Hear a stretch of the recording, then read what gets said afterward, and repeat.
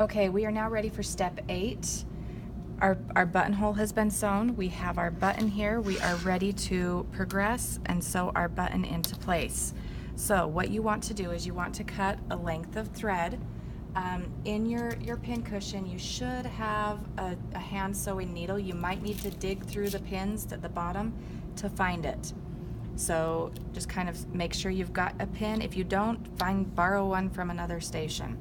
We're going to take our length of thread and we're going to just kind of fold it in half so that we've got it doubled over. What we want to do is thread our needle. You're going to put the thread through the eye of the needle, maybe. This is why okay. Let's try the other end and see if that goes through a little bit easier. There we go. Once we've got it threaded. So we've got it double threaded, and now we're going to pull these thread ends down, and we're going to be tying a knot at the end of the thread. So the needle's down here. The biggest mistake I see students making is they tie the knot right here at the top of the needle.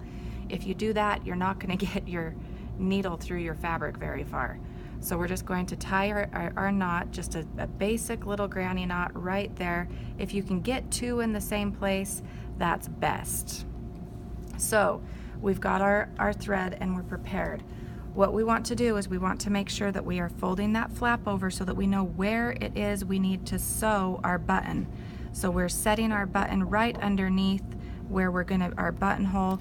Might be a good idea to maybe mark that with your pencil just a little bit so that you can kind of, if it moves on you a little bit, you know where you're sewing.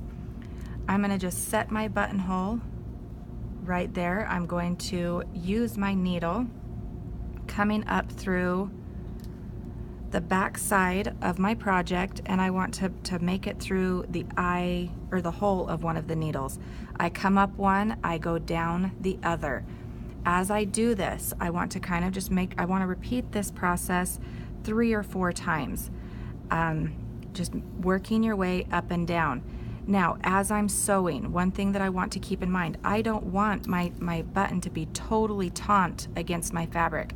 There should be able to be enough space to fit a toothpick in between the button and your fabric right there.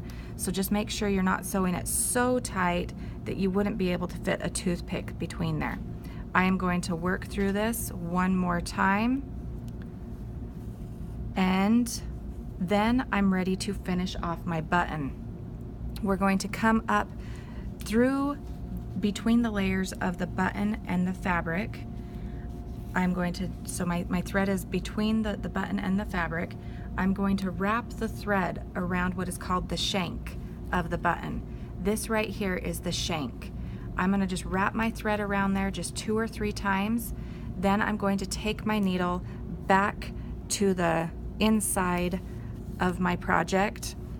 My button is now sewn in place, and all I need to do is tie off and just do a quick little knot on the back side of my pocket here. And if you just kind of loop that through and then stick the needle through that loop, that ties it off. I can clip my threads. I want to make sure that I get rid of all of those ugly little threads that were on the end of my knot so that they're not hanging around anymore.